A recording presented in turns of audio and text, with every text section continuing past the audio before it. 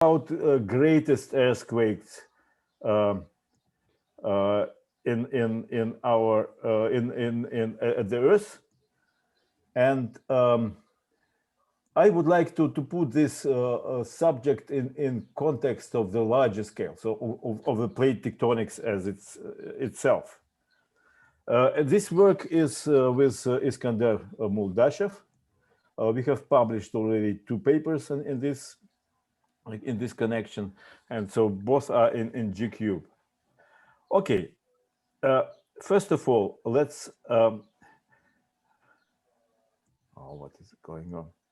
Okay, let's talk about plate tectonics in general.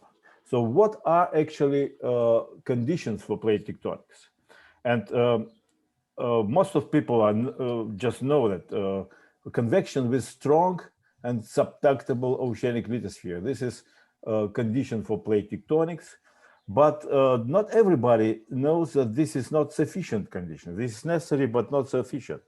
We need another condition, and this is quite well recognized by a geodynamic community, but not by other people in geo community. So those are very weak plate boundaries. Without that, would be not plate tectonic mode of convection, but stagnant lead mode of convection. How usually is modeled plate tectonics right now? So you look at the left side of the screen. This is typical model of plate tectonics with viscoplastic rheology. This is one of the last papers by Ulvarova et al. This is Paul Taklis group. And typically, they assume that the strength of the lithosphere is quite low. So 35 megapascal in this particular case. And what you see at the right screen is just observations in KTB borehole in Germany. Direct measurement of the strength of stress field in the borehole. And what you see that 35 megapascal is just approached at around 3 kilometer depth. But lithosphere is at least 70 to 80 kilometers thick in Germany. So this is what people are, when people are modeling plate tectonics right now, they assume that the entire Earth is extremely weak as should be weak plate boundary.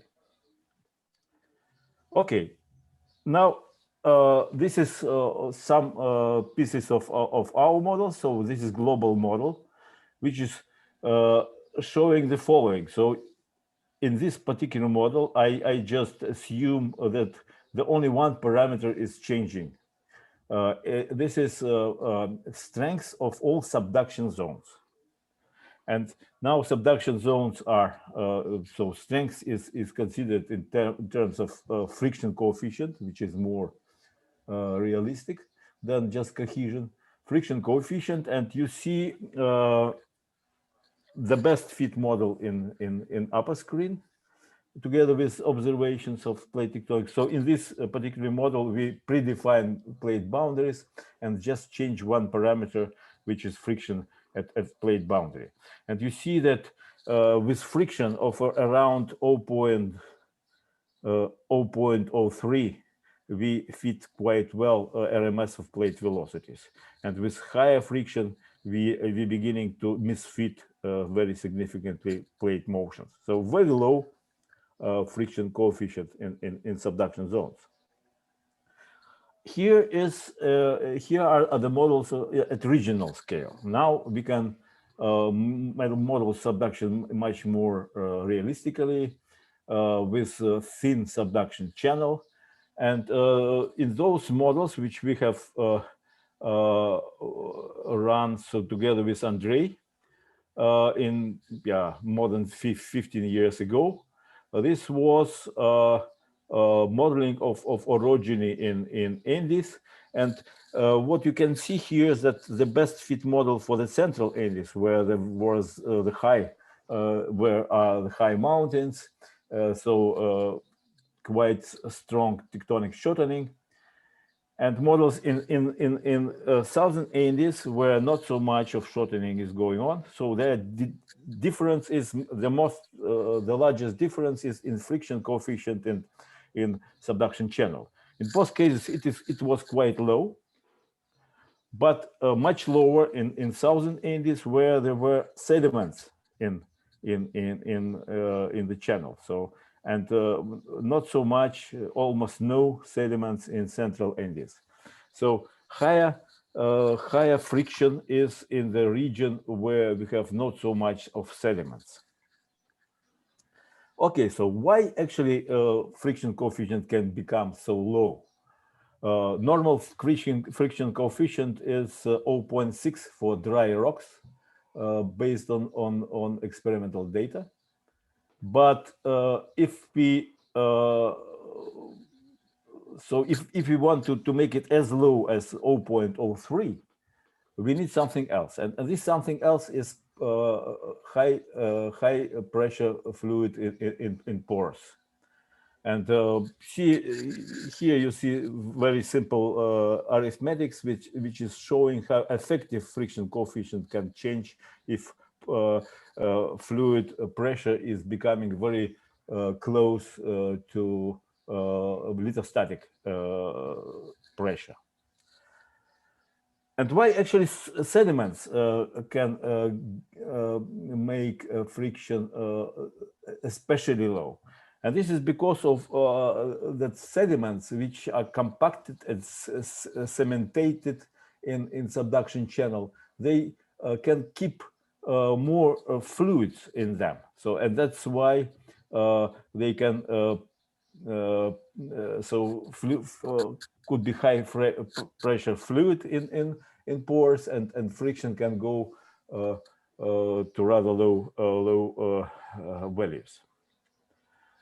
Okay, so now going to earthquakes, one key question which immediately appears is weakness of subduction interfaces consistent with the appearance there of great earthquakes? It's counterintuitive. So it looks like that you need something strong to make a big earthquake, but subduction zones are weak. So why big earthquakes are happening at subduction zones? So we will address this question also with models, but first observations. So here you see independent estimation of friction based on heat flow. This is a paper by Gao and Wang. And you see some regions where they have measured as precisely as possible heat flow in subduction zones. And here you see the regions where the largest earthquakes happened. And here in this interesting figure, you see apparent coefficient of friction at the vertical axis and maximum magnitude of earthquakes on the horizontal axis. And you see here quite counterintuitive dependency. So the highest magnitudes of earthquakes are happening where the friction coefficient in subduction interface is the lowest. And if you compare these observations with our models, they fit quite well. So this is our Chile, Northern Chile global model. So this all is consistent with each other. So it looks like we are on the right track. Okay. So again, so we have now two major questions. Is weakness of sediments interface consistent with appearance of great earthquakes? Looks like that, yes, based on more observations, but we still don't understand why. And actually another question or group of questions: what controls location and magnitude of giant earthquakes? Now, first of all, observations.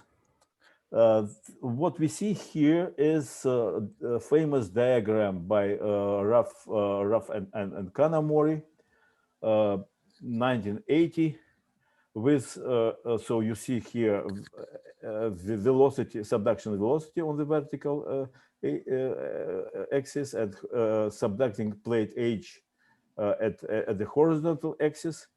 And lines are prediction from Ruff and Kanamori model. And here are points, are earthquakes which are happen till today, the large. So actually not today, till 2011, but including Tohoku earthquakes. So idea of Kanamori, of Ruff and Kanamori, was simple and, let's say, apparently physical. They suggested that the largest earthquakes are happening at subduction zones, which have the lowest buoyancy, the lowest negative buoyancy, so the highest positive buoyancy. So these subduction zones want to so are most resisted. So this subduction of these zones is of these slabs is most resisted because they have less negative buoyancy, and also they assume that subduction zones subducting slabs with highest velocity also should have a highest, so largest earthquakes. Again, because of the higher is subduction velocity, more is mechanical resistance. So they assume that mechanical coupling is the most important to produce large earthquakes. But if you look at points on this diagram, you see absolutely no correlation between these two. So you see this cloud of points, and these two largest earthquakes of our century are absolutely misfitting. So both are 9 or more, but their expectation is about 8 from this diagram. That's why Tohoku and Indonesian earthquakes were absolutely not expected, because people mostly believed in this Ruff and Kanamori idea at that time. Okay, this doesn't work. We will try to understand why. But there are more data now. So at that time of Ruff and Kanamori, it was a very limited database of earthquake. Now it's much better, and we can look at other observations. So dipping angle. Look here. So this is a map which is showing that largest earthquakes. You see the large circles. So all earthquakes here are actually more than 8.4, but or 8.5. But the largest are more than 9. And you see here that they are mostly happening at the parts at subduction zones with a low dipping angle. Another sedimental thickness of sediments. Again, so if you look on this map, you will see that most of the earthquakes, large earthquakes and largest earthquakes, are happening where there are sediments in the trench, more than, let's say, 1 kilometer. We'll see about this in more details just in a minute. Another very interesting study, quite recent, by a group of Serge Lallemand. They investigated the roughness of ocean bottom near the trench. So the roughness of the plate which is coming in subduction zone. And they have shown that the largest earthquakes are happening where this roughness, large scale roughness, is low. So smooth, it must be quite smooth. to create a big earthquake. And now we can look at this in some other type of diagrams. You see here a deep angle in vertical axis and sedimental thickness in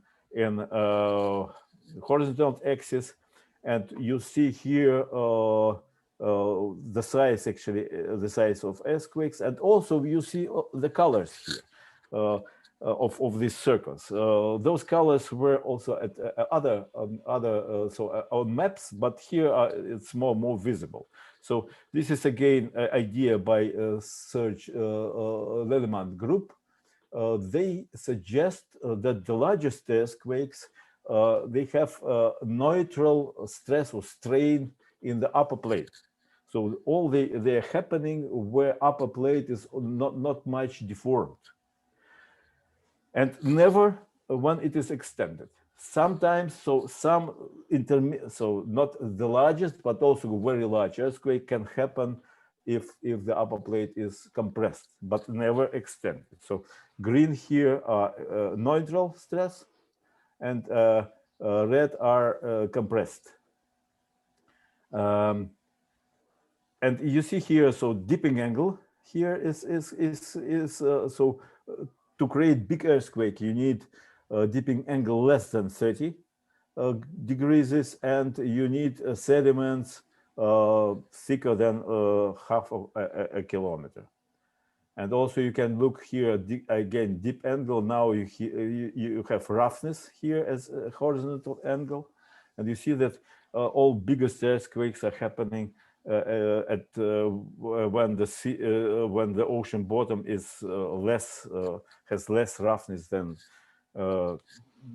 there. So values 300 meters. Okay, so it's not very important what exactly this means, but it should be quite smooth ocean bottom. Okay, so now we can subdivide this last question, what controls location and magnitude of giant earthquakes, in two parts. So why great earthquakes prefer low angle subduction zones with smooth ocean bottom covered by sediments and a neutral stress or strain in the upper plate. And second sub-question, what is the role of subduction rate and mechanical coupling? So actually why Rough and Kana-Morris concept fails. Now we are coming to modeling. So this is what we call, with Iskander, what we call cross-scale modeling of seismic cycles.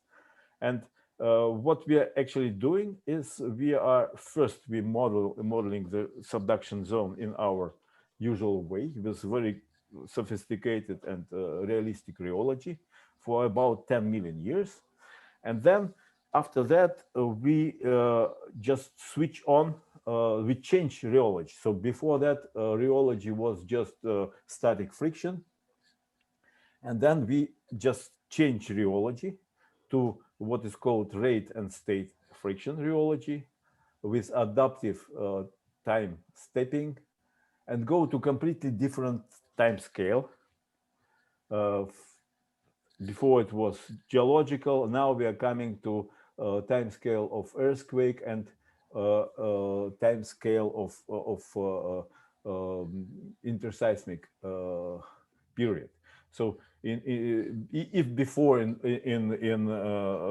geological scale models, time step is 1,000 years, so here time step is changing from 40 seconds during the earthquake, so and to 5 years during the interseismic cycle.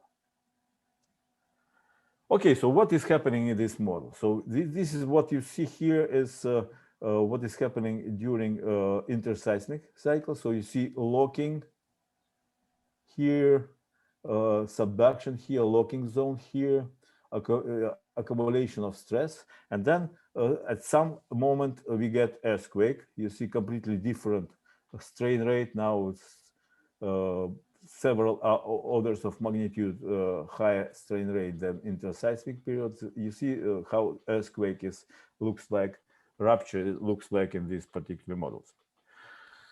Okay, now what we are doing in this particular paper and this particular work, we are looking at subduction zones with different geometry, with different friction in subduction channel, and with different rate of subduction, and trying to understand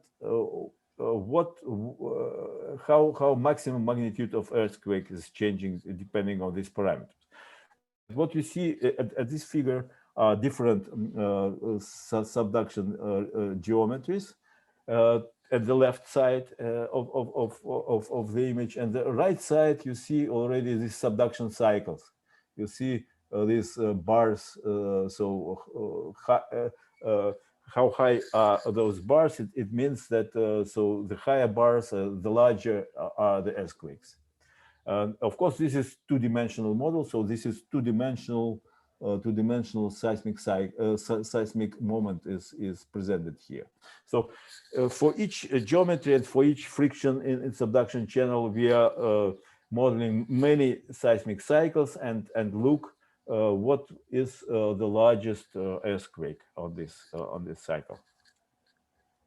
Of course, we to compare with observations, we need to go to 3D, and this is two-dimensional model. So we transfer to go from 2D to 3D, we are doing this following trick. So there is scaling by Strasser et al. Of big earthquakes. Length. The length. This is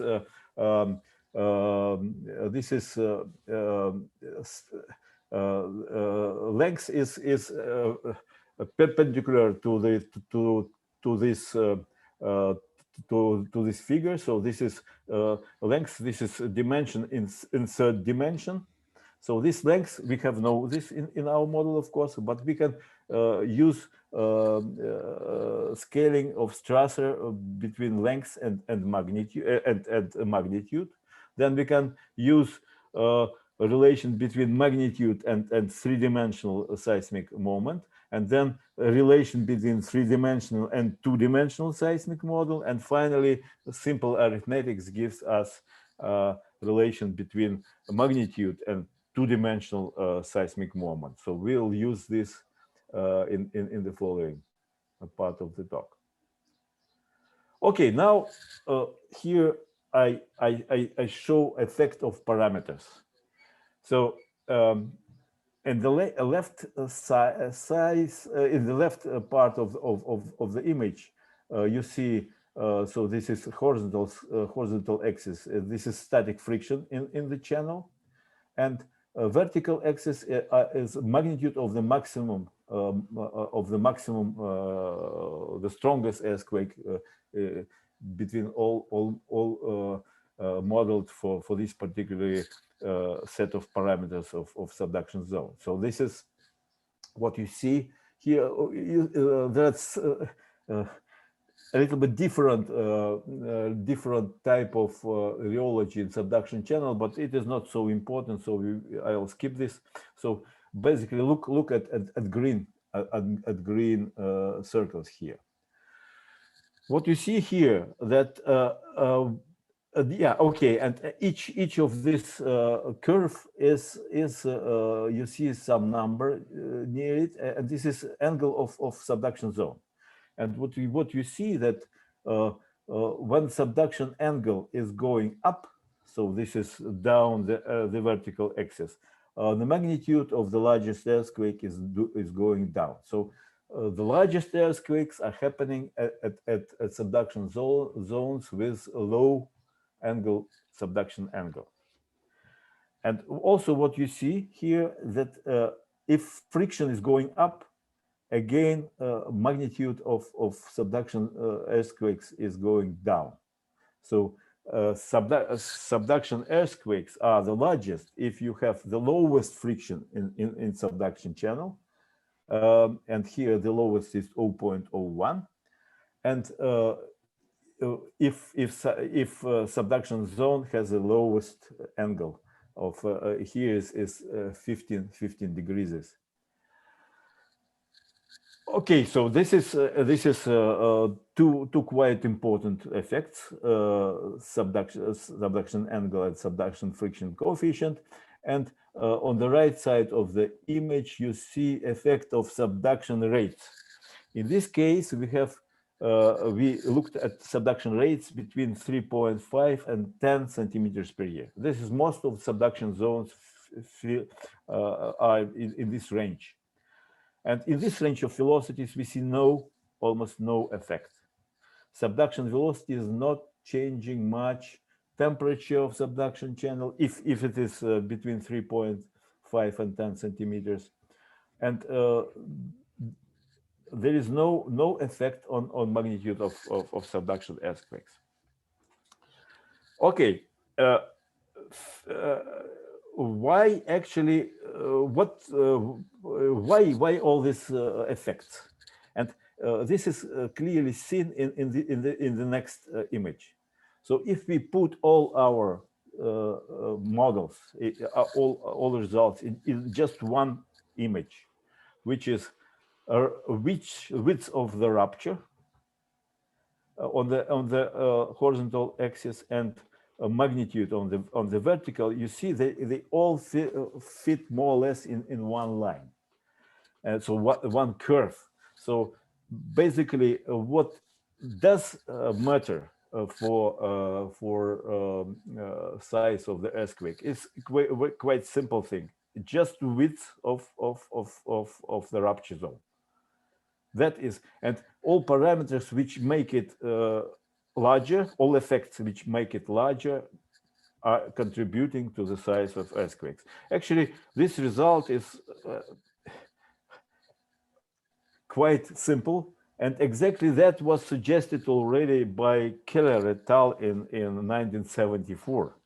So, and if you look at scaling of earthquakes and magnitude using some scaling laws, you can also easily understand why it's happening. So basically, this is because the stress drop of earthquakes is more or less during the earthquakes is more or less the same, and that is why of larger at least earthquakes, and that is why you get dependency only on the size of the rupture zone. So seismic moment and therefore also magnitude is dependent mostly on the size of the rupture zone. Okay, so why dipping angle is changing rupture zone? It's quite obvious. You see here. So when zone is when subduction zone is dipping with low angle, the rupture zone, which is basically distance between the trench or closer to trench to the depth of some isotherm, critical isotherm at subduction channel. So this length of this zone is becoming larger if subduction zone is dipping with lower angle. Friction also quite clearly is changing this. So if you have a high friction, then the brittle ductile transition is happening at lower depths, and you have smaller distance to the brittle ductile transition than in the case of lower friction. So this is that's why actually lower friction is contributing so to the larger width of rupture zone. Now, why actually what we would expect for the deformation, so for and stress state of the upper plate. Again, quite easy. So if this is what you see, results of modeling, and you see here at the left vertical axis, you see a rate of the upper plate shortening or extension in millimeters per year, and now you see static friction as at the horizontal axis, and so again, size of the circles are size of modeled earthquakes, and what you see here that indeed the largest earthquakes, the largest circles, they are fitting to the range of very small rates of shortening, and this is, and most of them are really in range. There's positive shortening rate, so this is compression. So what we actually, this is also quite simple. This is a consequence of very low friction in a subduction channel, so a very low coupling actually with between upper and lower plate. That's why upper plate is almost at neutral state. You can ask me at this moment, so actually again, so very low coupling, but large earthquakes, and actually there is no contradiction between these two. The reason is that even very low friction of about 0.01 or 0.02 in subduction channel creates stresses around tenths of megapascal, not hundreds of megapascal like in normal lithosphere, but tenths of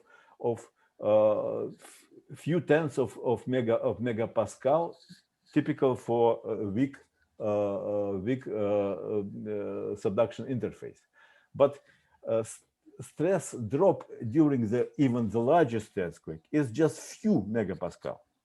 So this is the shares, the share of even this small stress in which is achieved in subduction channel. So basically, for big earthquake, it is not important to have high stress. It's important to have a very large zone of rupture. So coherent, large zone of rupture without barriers. This is what is making a great earthquake great. Okay, now we continue to test our models. So now we know that the effect, the largest effect is coming from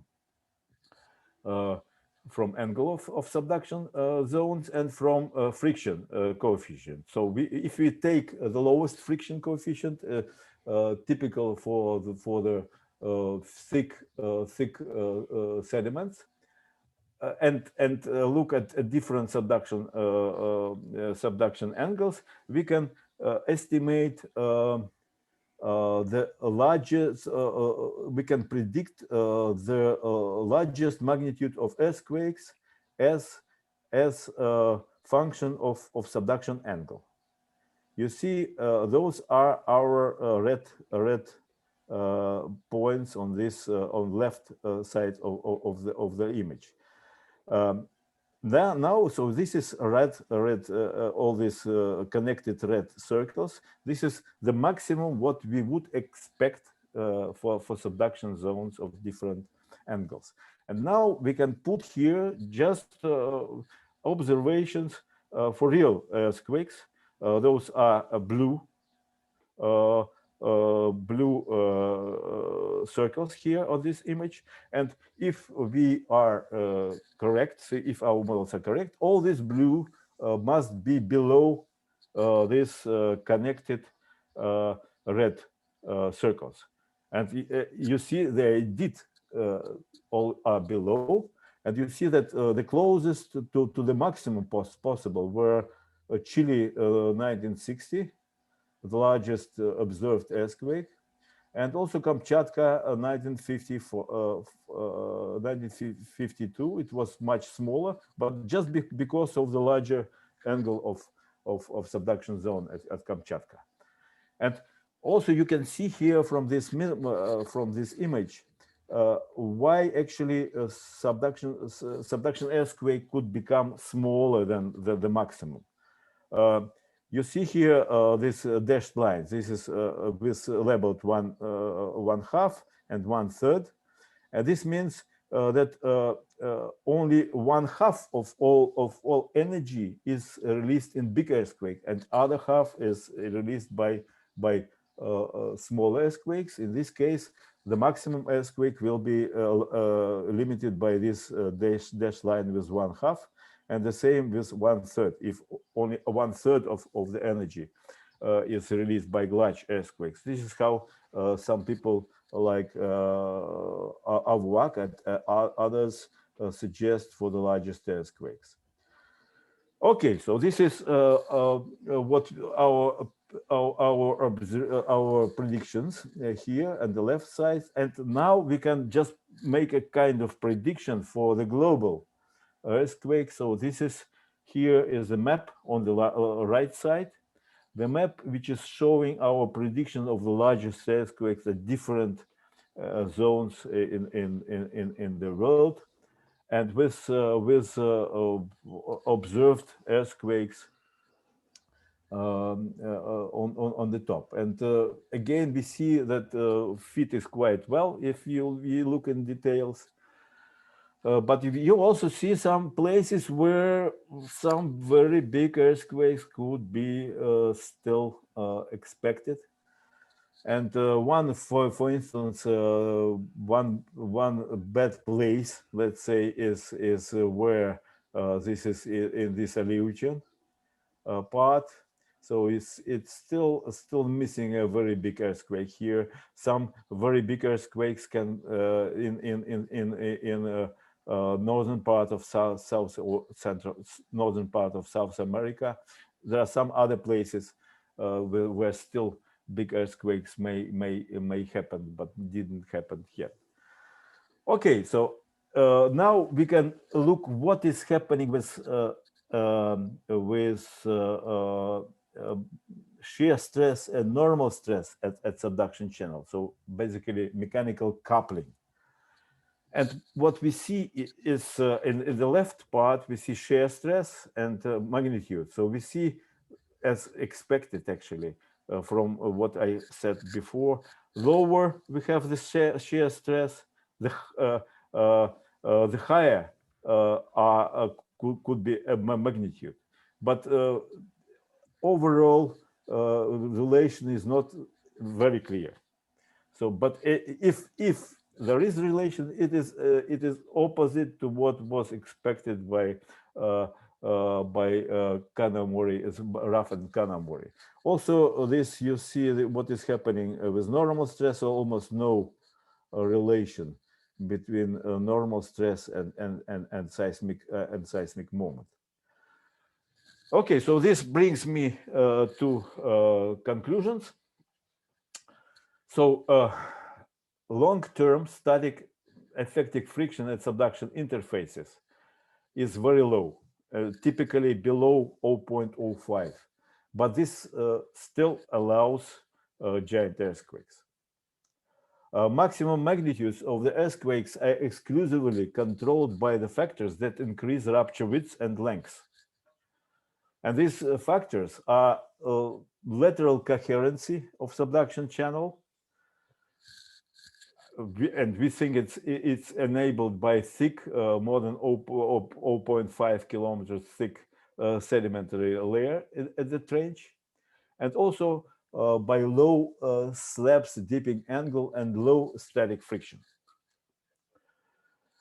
Okay, high mechanical coupling is not required. Thick sediments in subduction channel result in neutral or compressive deformation in the overriding plate for low angle subduction zones.